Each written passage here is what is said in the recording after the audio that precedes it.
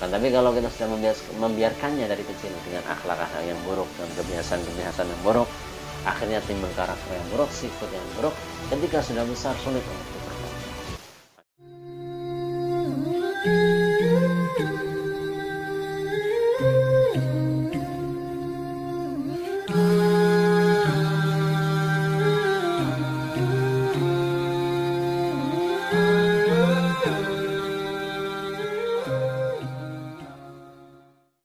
Assalamualaikum warahmatullahi wabarakatuh. Sahabat Al-Ghuraba Santri 22 yang dimuliakan Allah Subhanahu wa taala. Di video sebelum ini kita akan bahas tentang masih seputar akhlak, seputar adab. Meneruskan bab bab kemarin kita sudah bahas tentang ciri-ciri anak yang mempunyai akhlak yang buruk, akhlak yang jelek ataupun adab yang buruk, adab yang jelek.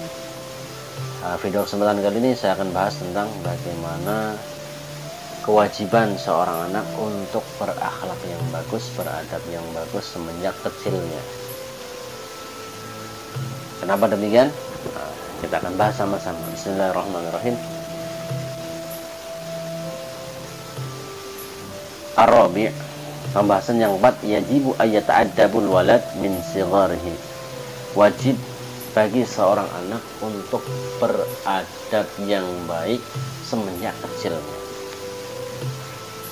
Ini dibungkus ataupun dibingkai dalam satu cerita disusun oleh Syekh Umar. Ini luar biasa Pak, biar lebih mudah pemahamannya. Satu cerita, Ahmadun waladun saghirun. Seorang anak namanya Ahmad, waladun saghirun, namanya Ahmad, anak yang masih kecil. Walakinnahu adibun, akan tetapi dia adalah anak yang mempunyai adab, seorang anak yang beradab. Walihada yuhibbuhu abuhu. Walihada, oleh karena itu, karena dia anak yang beradab, yuhibbuhu abuhu, bapaknya, ayahnya sangat cinta kepada si Ahmad. Wa huwa aidan yuhibbu su'al an kulli syai'in la yafhamu. Ahmad juga yuhibbu su'al, senang bertanya kepada bapaknya, an kulli syai'in, pada setiap sesuatu hal yang la yafhamu, yang dia belum paham, ditanyakan oleh Ahmad kepada bapaknya. Ini salah satu ciri anak yang cerdas Pak, senang tanya. Kemudian selanjutnya, wadata yaumin tanazza ma'abihi fi bustan. Wadada yaumin, pada suatu hari, tanazza, dia berjalan-jalan ma'abihi fi bustanin, berjalan-jalan ma'abihi, bersama bapaknya, fi bustanin, di satu kebun. Suatu hari bapaknya sama dia ke kebun Pak, jalan-jalan. Fara'a syajara waradin. Kemudian Ahmad melihat syajar wardan, melihat pohon-pohon yang berbunga-bunga, jamilatan, yang indah.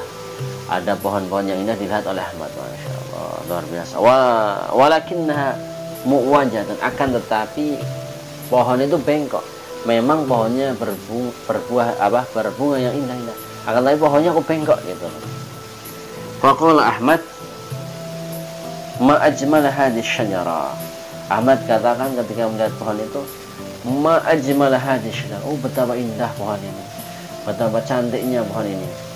Walakin limada ya abi hiya muwajatun, akan tetapi kenapa wahai ayahku kok pohonnya bengkok? Nah, kata si Ahmad kepada ayahnya. Faqala al-ab, maka bapaknya menjawab, li annal bustani lam ya'tani bi taqwimiha min sighariha.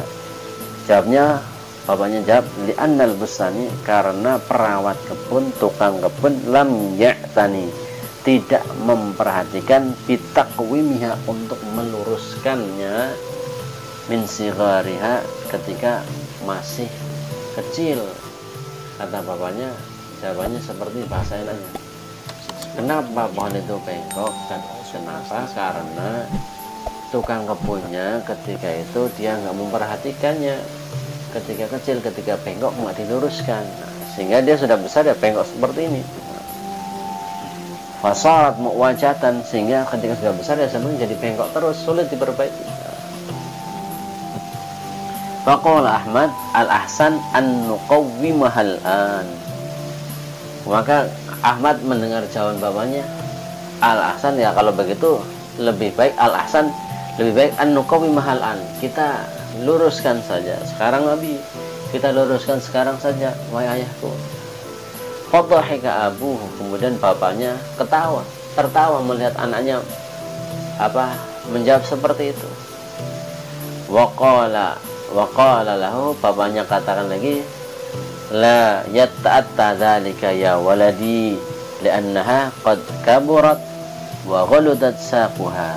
Kata bapaknya, tidak mudah wahai anakku, atau tidak mungkin wahai anakku, li'anna qad kaburat, karena pohonnya sudah besar, wa ghaladat saquha, dan rantingnya sudah banyak, sudah tebal, sudah rimbun, sulit untuk diperbaiki. Kemudian selanjutnya bapaknya memberikan pelajaran, wa kadzalikal walad alladzi lam yata'addab min sighari lam yumkinu ta'dibuh fi kibari. Begitulah, ini bukan bapaknya tapi Syekh Umar katakan, begitulah anak yang mana dia tidak punya adab semenjak kecilnya, tidak berakhlak kecil, maka tidak mungkin diberikan pengajaran adab, tidak bisa diperbaiki ketika besarnya. Oleh karena itu wajib hukumnya untuk memperlakukan atau mendidik anak kita dari kecil agar beradab, sehingga ketika besar nanti sudah terbiasa dengan akhlak yang bagus, adab yang bagus, dan kedepannya pun lebih mudah untuk diarahkan. Tapi kalau kita sudah membiarkannya dari kecil dengan akhlak-akhlak yang buruk, dengan kebiasaan-kebiasaan yang buruk, akhirnya timbul karakter yang buruk, sifat yang buruk, ketika sudah besar sulit untuk diperbaiki. Maka marilah mungkin kita yang punya anak-anak, punya adik kecil, punya keponakan, punya sebuah kecil, kita sama-sama ajari mereka dengan akhlak-akhlak yang dicontohkan oleh baginda Rasulullah SAW, sehingga kelak akan menjadi pelipur mata kita di dunia dan akhirat. Tentu saja semoga ini video bermanfaat untuk kami pribadi, untuk saya pribadi, dan juga untuk kawan-kawan yang menyimak video ini bisa bermanfaat. Dan yang belum subscribe, jangan lupa untuk subscribe, like, komen, dan share kepada kawan-kawan yang sekiranya membutuhkan. Sekian dari saya. Assalamualaikum warahmatullahi wabarakatuh.